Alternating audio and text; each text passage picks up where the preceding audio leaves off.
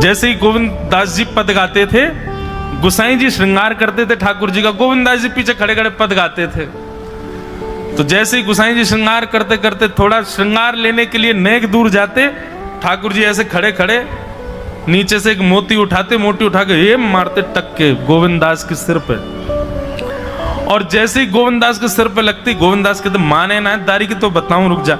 जैसे ही वो मोती लेकर के वापस गोविंद दास मारते, तब तक गोसाई जी वापस आ जाते।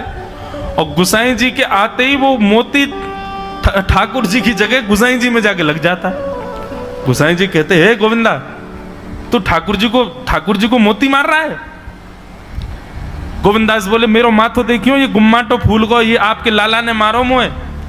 आपको लाला ऊधम मचावे वो ना दिखाई दे आपको, और मैं नेक कछु कह दूं सो मुंह पे चिल्ला रहे हो, मुंह पे बरस रहे हो, या समझा लो बहुत ऊधम मचावे ये। ऐसी लीला करते हो। गोसाई जी के नेत्रों में आंसू आ जाते, बोले गोविंदा तू कितनो भाग्यशाली, तेरे संग ठाकुर जी लीला करें। गोविंद दास के साथ ऐसी ऐसी लीला करते महाराज। तो दोपहर के समय जैसे मंदिर बंद होते, ठाकुर जी महाराज फेंटा कस के आ जाते, ए गोविंदा चल खेलवे चल रहे हैं। ठाकुर जी गोविंद दास के संग खेलने जाते। एक दिन ठाकुर जी बोले गोविंदा तू घोड़ा बन जा, मैं तेरे ऊपर बैठ के डोलूंगो। गोविंद दास जी घोड़ा बन गए। घोड़ा बन के ठाकुर जी ऊपर बैठ गए, और गोविंद दास की दो पौनी बना दी ऐसी, और दो पौनी इनको ही ऐसे पकड़ पकड़ के ठाकुर जी चला रहे हैं। और ठाकुर जी तो खेलें भैया, कछु भी कर सकें। गोविंद दास के ऊपर बैठ गए और उसको चलाने लगे। अब चलते चलते गोविंद दास रुक गए, तो ठाकुर जी बोले ए गोविंदा चल, ए मेरे घोड़ा चल। गोविंद दास जी बोले जय जय जय जय, नेक उतर जाओ। ठाकुर जी बोले काय को? गोविंद दास जी बोले लघु शंका लगी है, नेक मुँह जानो है, नेक उतर जाओ। ठाकुर जी बोले ऐसी बात कर रहे हो गोविंदा हैं? कोई घुड़सवार घोड़ा पे बैठ के घूमे और घोड़ा को लघु शंका आवे तो वो का यूं के भैया नेक उतर जा, मैं लघु शंका करके आऊं, फिर बैठी हो मेरे ऊपर। गोविंद दास जी बोले तो कहा आज्ञा? बोले आज्ञा वो ये जो कह रहा हूं, जैसे घोड़ा बिना आज्ञा लिए अपने व्यक्ति को ऊपर बैठा के सब काम कर ले, वैसे तू कर ले। तो गोविंद दास जी ऐसे घोड़ा बन करके चल रहे हैं, ठाकुर जी ऊपर बैठे हैं और सब कर आए काम। अब इतने में ही कोई व्यक्ति वहां से जा रहा था। अब उस व्यक्ति को ठाकुर जी नहीं दिख रहे हैं, उसको गोविंद दास चलते चलते दिख रहे हैं। उसने जब देखा अरे राम राम राम राम जी, गोविंद दास जी क्या महाराज? किसी व्यक्ति ने गोविंद दास जी को ऐसे देख लिया, ओहो जी तो ऐसे ही डोल रहा है और चलते फिरते ही कर रहा है। गोसाई जी से जाकर के शिकायत कर दी और गोसाई जी से कही, बोले गोसाई जी आपने गोविंद दास को बहुत सिर पर चढ़ा लिया आज। अरे भाई खड़े होके लघु शंका करना भी मना है शास्त्रों में, वो तो ऐसे बैठ करके चलते चलते कर रहा था, वस्त्रों में ही कर रहा था, इतना अपवित्र, और आप उसको मंदिर की सेवा देते हो। गोसाई जी को सुन करके अच्छा नहीं लगा। शाम को स्नान आदि करके दूसरे वस्त्र पहन करके गोविंद दास आए। आकर के आपने गोसाई जी को प्रणाम किया तो गोसाई जी ने मुंह फेर लिया। तो गोविंद दास बोले जय जय, आप नाराज हो हमसे? गोसाई जी बोले आप आचार विचार सब भूल चुके हैं अपना, आप इस प्रकार से आज कुछ कर रहे थे, मुझे लोगों ने बताया आकर के। गोविंद दास जी बोले आपकी बात है जाए तो मैं बोलूं? बोला हाँ बोलो। बोले मोते मत कहो, अपने लाला को समझाओ। जय हट करके बैठे, जय जिद करे, कहाँ करूं कहां तक समझाऊं जाकू मैं? आज मुंह को घोड़ा बना लियो और घोड़ा बना के मेरे दो पौनी बना के ऐसे ऐसे चला रहे मुँह। तब मैंने इनसे कहीं जय जय नेक उतर जाओ, मैंने एक लघु शंका कर आऊं, स्नान कर आऊं, फिर बैठ जाइयो। तो मुझे बोले घोड़ा कभी आज्ञा ले, तू तो मेरा घोड़ा है, ऐसी कर ले। इनकी आज्ञा सो मैंने कियो, मैंने अपनी इच्छा सो नहीं क्यों? नहीं मैं क्यों करूंगा ऐसा? गोविंद दास जी की बात सुनकर के गोसाई विठलनाथ जी इतने भावुक हो गए, इतने भावुक हो गए। उस दिन गोसाई जी ने नियम बना दिया, सबको बोल दिया, बोले सुनो आज के बाद गोविंद दास कुछ भी करे इसकी शिकायत हमसे मत करना। क्यों? गोविंद दास अपनी इच्छा से कुछ नहीं करता, जय जय कराते हैं उससे, ठाकुर जी कराते हैं उससे। एक बार ठाकुर जी गोविंद दास से बोले ए गोविंदा, बोले हाँ। मेरो दाल बाटी खावे को मन हेरो है। तो दाल बाटी चूरमा। ठाकुर जी बोले ए गोविंदा, ऐसे ही बोलते थे, बोले मोए मोए दाल बाटी खानी है।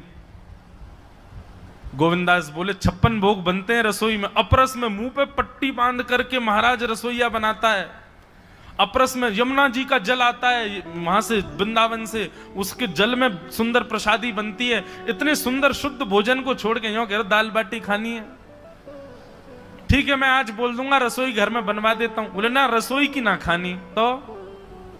बोले तेरी कदम खंडी में आऊंगा।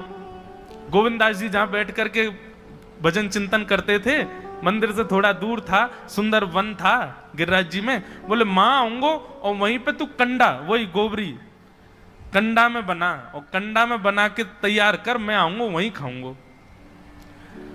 गोविंदास जी बोले यहां सब लोग आपको मंदिर में पूजने आते हैं, आप यहाँ पे भगवान हो, ऐसे कहीं खाने पीने आओ। बोले कोई को पता थोड़ी चलेगी, मैं आ जाऊंगा, तू चिंता मत करे, तू सुन तैयारी कर ले, आज मैं तेरे यहां आके प्रसाद पाऊंगा। गोविंदास जी चुपचाप मंदिर से भाग गए, किसी को बताया नहीं। किसी को पता थोड़ी कि ठाकुर जी ऐसे बाहर भी चले जाते हैं, सबको लगी अंदर ही रहते हैं ये। गोविंदास जी दौड़ करके गए, बढ़िया कंडा में बढ़िया उपले उपले लगा करके महाराज बाटी बनाई, दाल चढ़ा दी, सुंदर। ठाकुर जी आएंगे पाने। एक पंथ दो काज, ठाकुर जी को 2 लीलाएं एक साथ करनी थी। एक तो गोविंद दास के संग सुख लेना है, और एक झाड़ू लगाने वाला गिरिराज जी की तलहटी में झाड़ू लगाता था, उसको मंदिर में प्रवेश नहीं करने देते थे लोग। तो वो बेचारा बाहर खड़ा खड़ा ही दर्शनार्थियों से पूछता था कि ठाकुर जी दिख कैसे रहे हैं, मुझे ये बता दो। दर्शनार्थी आकर के बताते थे नीली ठाकुर जी ने बाघा पहना है, गले में मोतियों की माला है, मकराकृत कुंडल है, ऐसा टिपारा ठाकुर जी के सिर पर रखा है, और ऐसा ठाकुर जी का श्रृंगार है। तो वो बाहर खड़ा खड़ा नेत्र बंद करके सुन सुन करके ही अपने चित्त में एक झांकी बना लेता था, और मन में सोचता था ऐसे दिख रहे होंगे ठाकुर जी। पर रोज प्रार्थना करता था, नाथ मुझे लगता है इस जन्म में तो आप मुझे कभी नहीं दिखोगे, भगवान इस जन्म में तो मैं आपके योग्य नहीं हूं, पर मेरे पर बस इतनी कृपा कर दो कि अगला जन्म मुझे दीजिएगा, तो कुछ नहीं तो चेंटी बना देना, तो चेंटी बन करके मैं आपके 56 भोग में ही आ जाऊंगा, भीतर आके आपका दर्शन कर लूंगा, लेकिन मुझ पर अनुग्रह कर देना। ठाकुर जी उसके इस भाव से इतने रीझ गए। गोविंद दास को बोला था कि दाल बाटी खाने आएंगे, अब मंदिर बंद करके सब तो चले गए वहां से, सब लोग भोजनालय में भोजन प्रसाद पाने लगे। ठाकुर जी मंदिर से निकले अचक करके बाहर, गिरिराज पर्वत के ऊपर विराजते थे। जैसे ही बाहर निकल करके आए तो गिरिराज पर्वत के नीचे ही वही झाड़ू लगाने वाला उन नेत्रों से आंसू बह रहे थे। ठाकुर जी का चिंतन कर रहा था, आज ठाकुर जी ऐसे दिख रहे हैं, सिर पर चांदी का मुकुट पहना है, ठाकुर जी ने आज गुलाब का इत्र लगाया है, ठाकुर जी के ऐसे ऐसे मकराकृत ठाकुर जी के कटाक्ष, वो सब चिंतन कर रहा था। ठाकुर जी नीचे उतर करके जाने लगे, इतने में ही ठाकुर जी ने लीला करी और जोर जोर से ठाकुर जी चिल्लाने लगे, अरे जल्दी ते आइयो, देखियो मेरे पाम में कांटो लग गयो, अरे जल्दी ते कोई आओ या कांटे को निकारो, मुझको तो बहुत दर्द है रो है, अरे भैया जल्दी आओ जल्दी आओ। अब ये स्वर जैसे ही सुना उस झाड़ू लगाने वाले ने, उसके नेत्र खुल गए। उसने देखा, बोले कि ये स्वर कहां से आ रहा है। उसने जैसे ही नेत्र उठा करके ऊपर देखा, तियों की माला पहनी है, मकराकृत कुंडल पहना है, चांदी का मुकुट चमक रहा है मस्तिष्क पर, ठाकुर जी के केश घुंघराले लहरा रहे हैं, और ठाकुर जी अपना एक पाम हाथ में पकड़ करके और एक पैर पर लंगड़ी जैसे खेलते हैं, ऐसे ठाकुर जी कूद रहे हैं यहां से वहां। नीचे से झाड़ू लगाने वाले लिखे, अरे ऐसा पुरुष तो मैंने जीवन में कभी नहीं देखा, ये कैसा पुरुष है।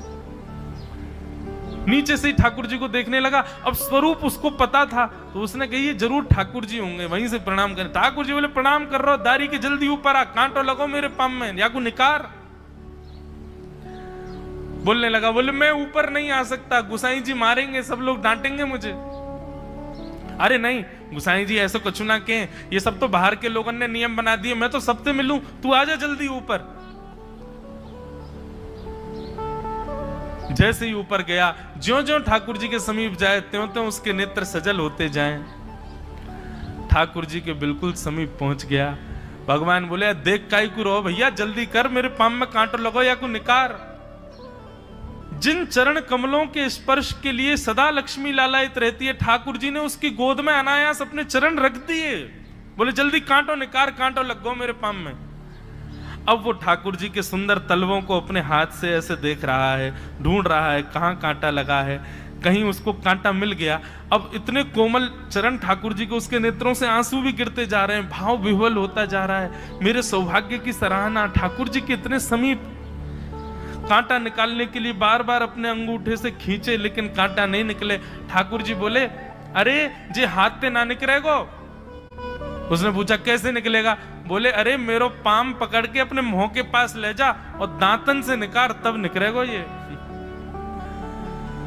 आहा, कितनी कृपा की ठाकुर जी। कृपा की न होती जो आदत तुम्हारी, तो सूनी ही रहती अदालत तुम्हारी।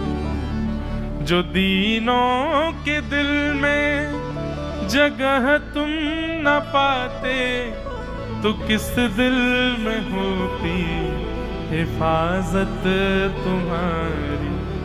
कृपा की न होती जो आदत तुम्हारी, तो सूनी ही रहती अदालत तुम्हारी।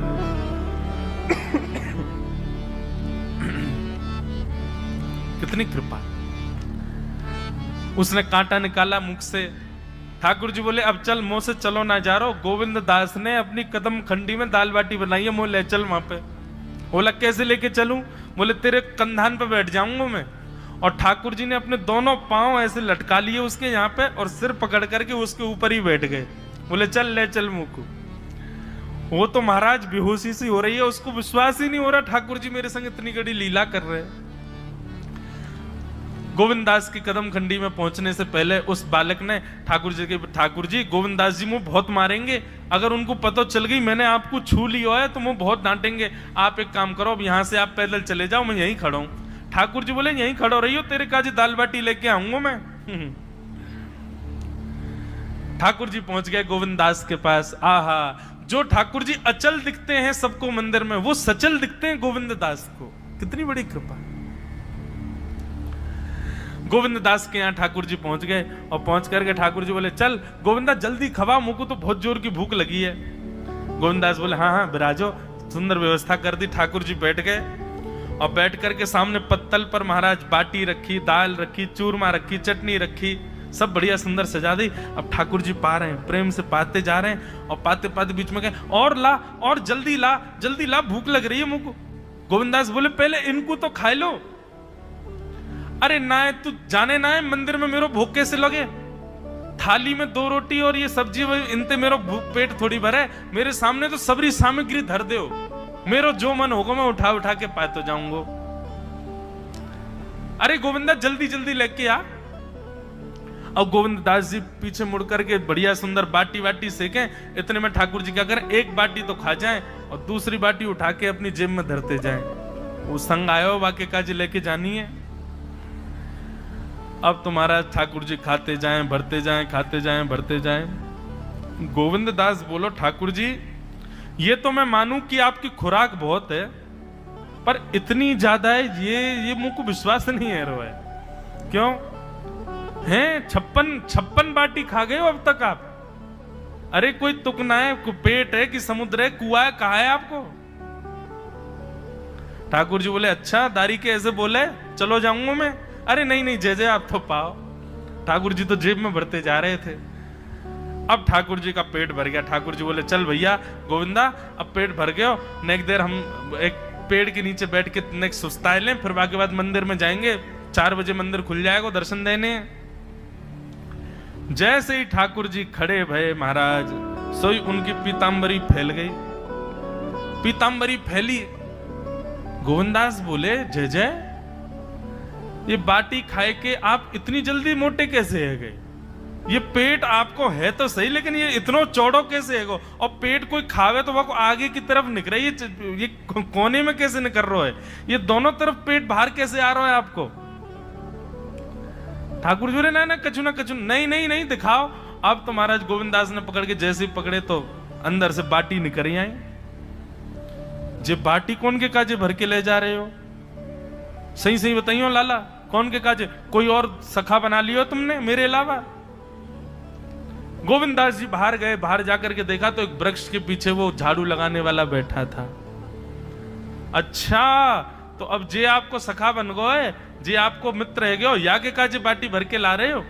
ठाकुर जी कहे अच्छा, अरे भैया ठीक है, अब तू सबंत कह मत दियो कि मैं या के संग आयो, या के संग खेलूं। अरे बेचारो बड़ो प्रेम करे मोते, ये भूखो बेचारो, मैंने सोची या के काजे बाटी ले चलूं।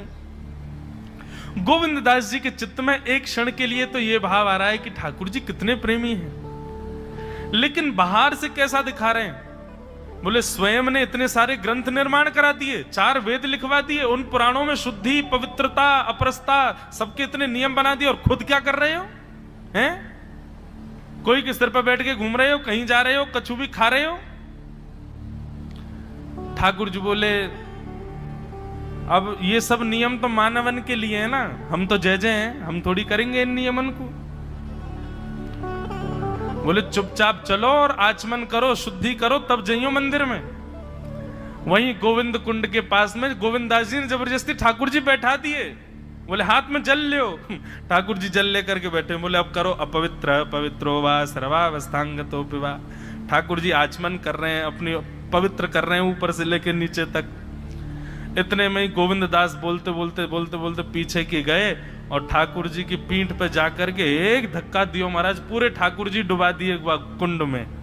ठाकुर जी पूरे ऊपर से नीचे तक भीज गए। ठाकुर जी बोले दारी के तेरी शिकायत करूंगो, गुसाई जी तो कहूंगो तू ऐसे करे मेरे संग। गोविंददास बोले मैं बता दूंगा तुम कौन कौन के कंधान पे चढ़ के घूमो।